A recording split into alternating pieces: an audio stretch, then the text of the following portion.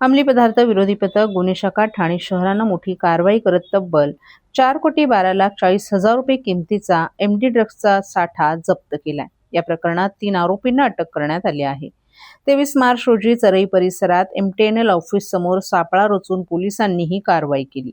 आरोपींकडून 2 kilo 62 gram mephedrone जप्त करण्यात आला आहे। अटक आरोपींमध्ये सोहेल खान, रोहित सीतापुरे आणि तपासादरम्यान निष्पन्न झालेला राजेश हडावळे यांचा समावेश आहे। या प्रकरणी नौपाडा पोलीस ठाण्यात एनडीपीएस कायद्यानुसार गुन्हा दाखल करण्यात आला आहे। सध्या आरोपींकडून ड्रग्सचा पुरवठा कुठून झाला आणि कोणाला विक्री होणार होती याचा तपास सुरू करण्यात आलाय। ही कारवाई पोलीस आयुक्तांच्या आदेशानुसार वरिष्ठ अधिकाऱ्यांच्या मार्गदर्शनाखाली पार पडली। पोलिसांनी नागरिकांना आवाहन केले की अंमली पदार्थांबाबत कोणतीही माहिती असल्यास तात्काळ गुन्हे शाखेशी संपर्क साधावा।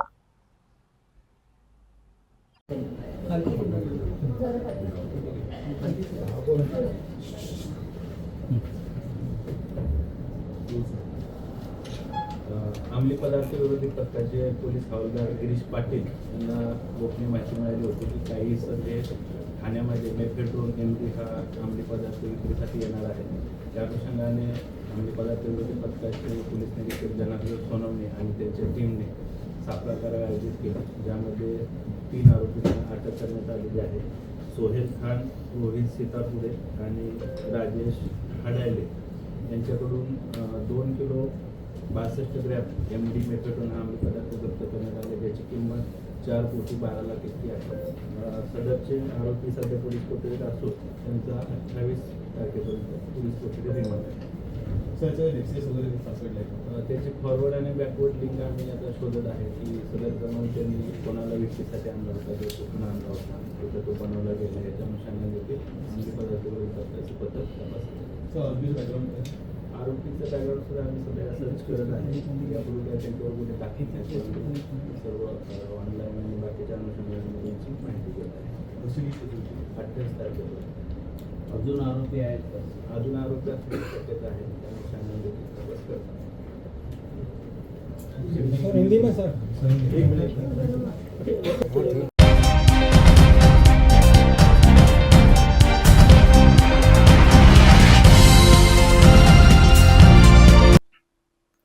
ठाणे महापालिका आयुक्तांनी सादर केलेल्या अंदाजपत्रकात घनकचरा विभागाला एका एजन्सीनं 3 स्टार दिले आहेत। या स्टार्सचे विरोधी पक्षनेते शानू पठाण यांनी खिल्ली उडवली आहे। शर्टवर स्टार चिकटवून तसंच बॅगला स्टार लटकवून सर्वसाधारण सभेत त्यांनी प्रवेश केला।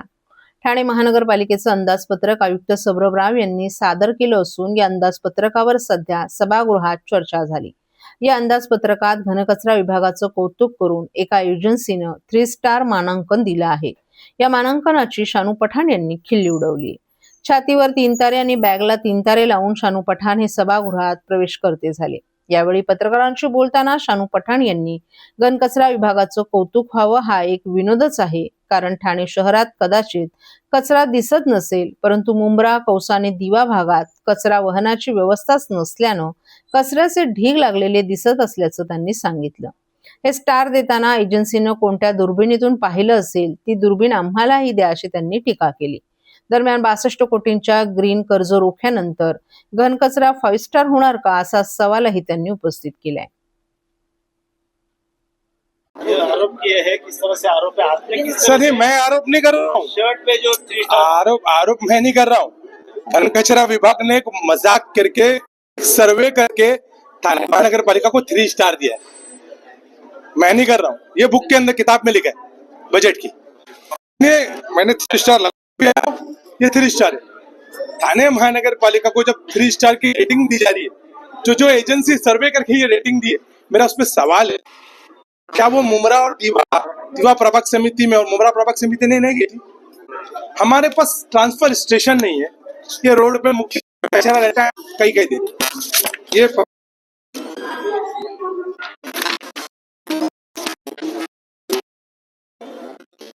आज की लाइव जियोटेक के फोटो भी है मेरे पास। मार्केट इस तरह से परिस्थिति और बैग में ट्रांसफर स्टेशन नहीं है हमारे पास। मुख्य रस्तों प्रभाग समिति में और मुमरा प्रभाग समिति में डालता है, ओएसएस रोड, छोटा शंकर मंदिर, मुख्य रास्ते, दीवा प्रभाग समिति के मुख्य रास्ते पे खड़ी गांव के, तो किस रेटिंग से दिया गया? वो जो एजेंसी थी वो दीवा प्रभाग समिति में और मुमरा समिति में गई है, और जो हिसाब से इस बजट की बुक में 62 करोड़ ग्रीन बॉन्ड के नाम पे हम लोग कर्जा ले रहे हैं। तो लेते टाइम तो बहुत अच्छा लग रहा है, लेकिन वो कर्जे का ब्याज और कर्जे का थाने कर्जे में, तो अगर ऐसे सेटिंग करे तो कर्जा लेने के बाद जो हालत है हमारी वो 5 स्टार हो जाएगी। कितनी? अगले साल हम लोग 5 स्टार लेके आएंगे।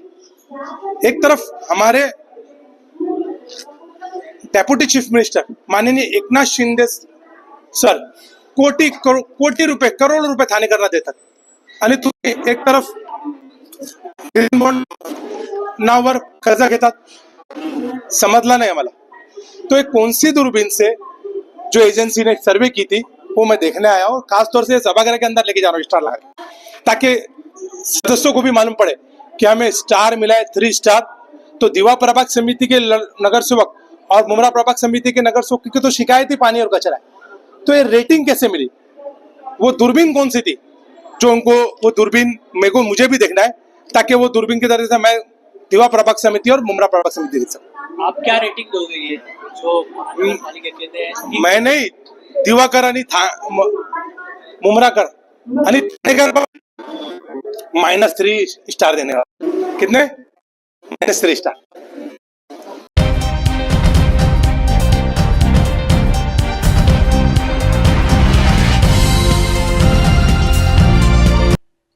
अमेरिका इराण युद्ध सुरू असल्यानं आता इंधनाची झळ भारतालाही बसू लागलीय।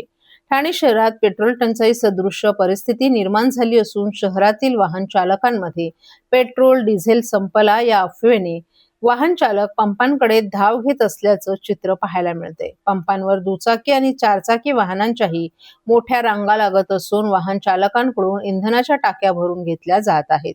अमेरिका इराण युद्धामुळे जगभरातील इंधन पुरवठ्यावर परिणाम झालाय। ठाण्याला देखील फटका बसलाय। गुरुवार आणि शुक्रवारी देखील शहरातील पंपावर इंधन भरून घेण्याकरिता वाहन चालकांच्या रांगा लागल्याचं चित्र पाहायला मिळालं। सकाळच्या वेळी नागरिकांनी पंपांवर इंधन भरून घेण्यासाठी पंपांकडे धाव घेतली, त्यामुळे वाढलेली गर्दी पाहून शहरातील लोकांमध्ये पेट्रोल संपल्याच्या अफवा पसरू लागल्या आणि या अफवा ऐकून काही जणांनी वाहनांमध्ये पेट्रोल असतानाही टाकी पूर्ण भरण्याकरिता पंपांकडे मोर्चा वळवला। रांगा रस्त्यापर्यंत गेल्यानं काही काळ वाहतूक कोंडी झालेली देखील पाहायला मिळाली।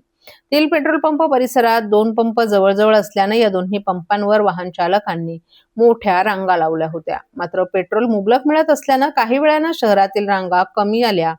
चारचाकी वाहनांच्या संख्या मात्र कमी होताना दिसत नव्हत्या।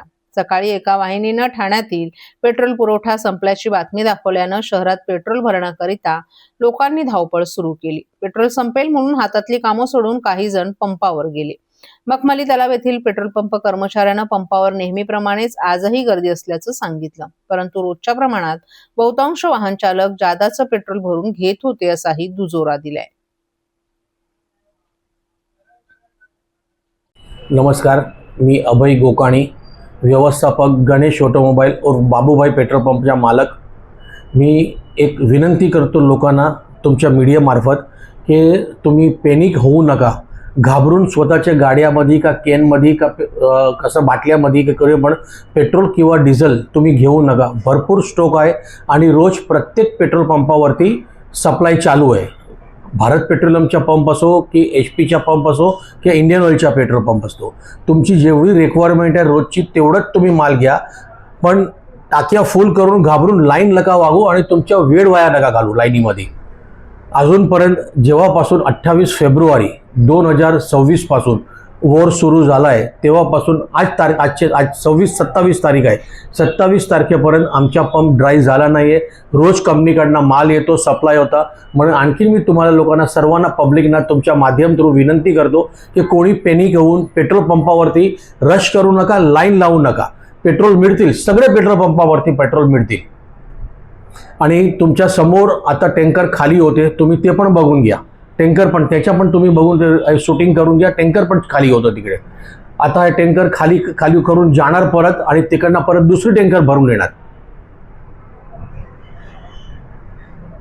दुसरं एक विनंती आहे की आपल्याला जेवढी आवश्यकता आहे आपल्या गाडीपुरती ते तुमच्या कामापुरती तेवढाच पेट्रोल किंवा डिझेलची तुम्ही खरेदी करा. जास्त तुम्ही गाडी भरू नका.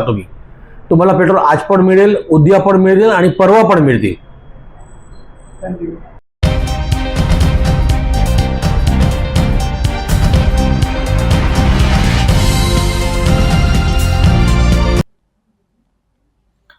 ठाणे महापालिका आयुक्त सौरभ राव यांनी मांडलेल्या अंदाजपत्रकावर सध्या ठाणे महानगरपालिकेच्या सर्वसाधारण सभेत चर्चा सुरू आहे.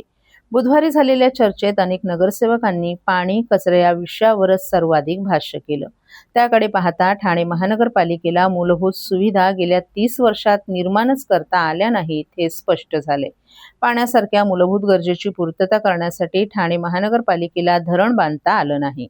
एकीकडे क्लस्टरमुळे लोकसंख्या मोठ्या प्रमाणात वाढणार आहे. क्लस्टरची अंमलबजावणी करण्यासाठी कर्जरोखे काढण्यात येणार आहेत. मात्र धरणाच्या संदर्भात या अर्थसंकल्पात ब्र शब्दही काढण्यात आला नाही.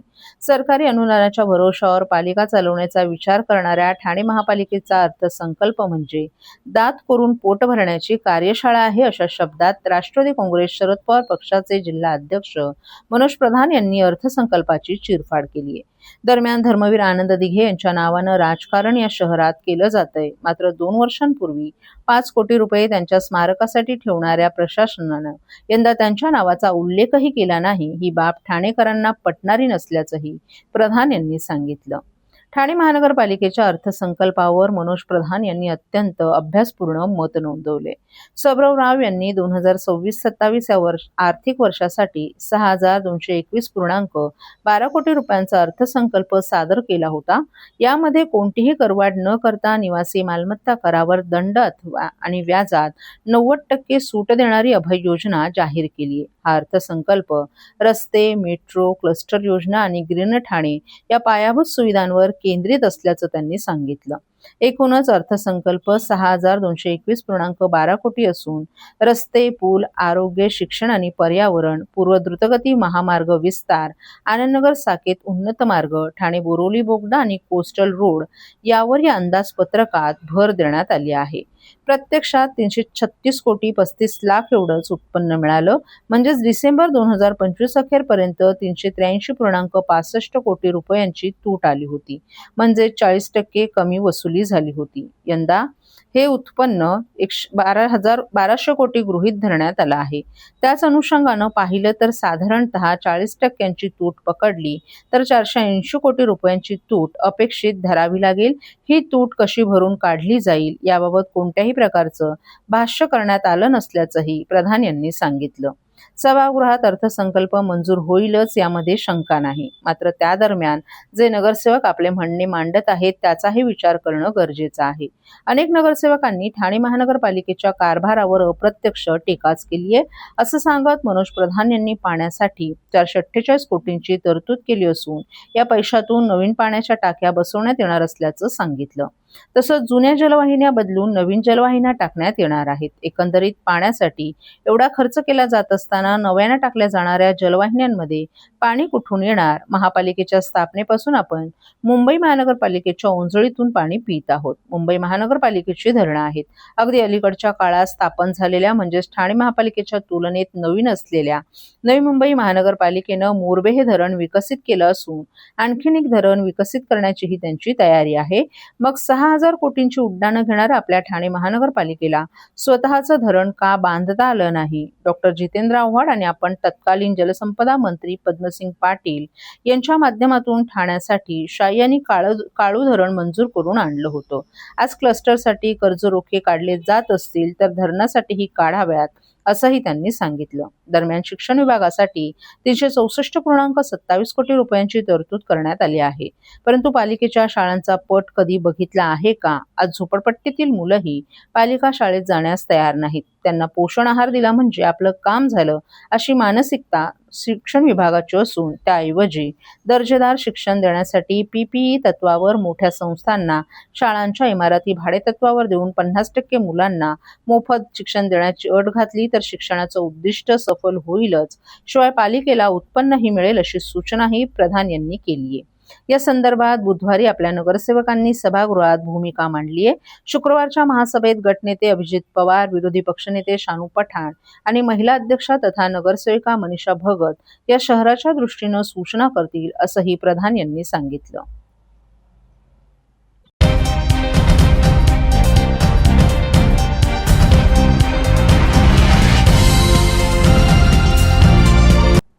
उपमुख्यमंत्री एकनाथ शिंदे यांच्या संकल्पनेतून धर्मवीर आनंद दिघे प्रतिष्ठानतर्फे आयोजित करण्यात आलेल्या चैत्र नवरात्र उत्सवाला यंदा विशेष उत्साहाचं वातावरण लाभलंय.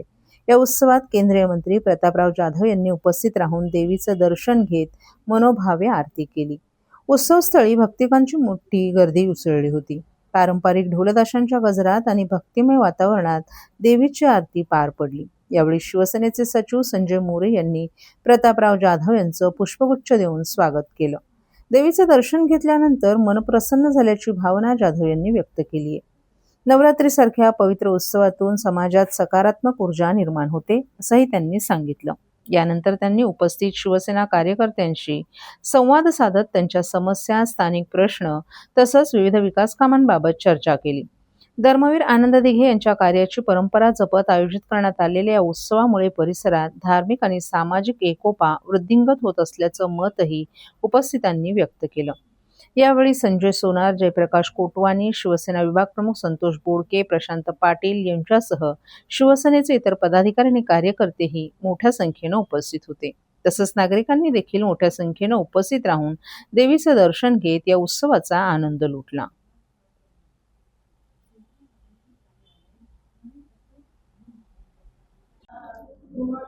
आमचे मुख्य नेते आदरणीय एकनाथरावजी शिंदे साहेब यांच्या प्रेरणेतून ठाण्यातील तमाम शिवसेनेचे पदाधिकारी, शिवसैनिक, महिला आघाडी, युवा सेना या सर्वांच्या सहकार्यानं हा चैत्र महिन्यातील नवरात्री उत्सव मोठ्या उत्साहामध्ये या ठिकाणी साजरा केला जातो. यावर्षी या ठिकाणी येण्याचं मलाही सौभाग्य लाभलं. आजही या ठिकाणी मी देवीची आरती वगैरे प्रसादासाठी उपस्थित राहिलो. खऱ्या अर्थानं या निमित्तानं एक नवचैतन्य, देवीचा आशीर्वाद आणि सर्व कार्यकर्त्यांचं ज्याला आपण गेट टुगेदर सारखं असं म्हणतो की इथं मनोमिलन होतं, भेटतात, बोलतात, चर्चा होतात आणि धार्मिक भावनासुद्धा जोपासल्या जातात. आणि असेच आयोजन अनेक ठिकाणी होत असतात, आणखीनही व्हायला पाहिजेत. खऱ्या अर्थानं हिंदू धर्मासाठी, आपल्या संस्कारासाठी, संस्कृतीसाठी या उत्सवाचं आयोजन एक आवश्यक आहे. आदरणीय शिंदे साहेबांच्या वतीनं हे जे काही उत्सव संपूर्ण ठाणे जिल्ह्यातच नाही तर आमच्या तमाम शिवसैनिकाला नेहमी करतात, ते सांगतात की असे धार्मिक उत्सवामध्ये आपण सहभागी व्हा, सर्व लोकांना सोबत त्याच्यासोबत घ्या. त्यामुळं लोकंसुद्धा जोडल्या जातात. आणि या उत्सवामध्ये आज मी आलो, मातेचं दर्शन या ठिकाणी झालं, महाआरती झाली. नमस्कार.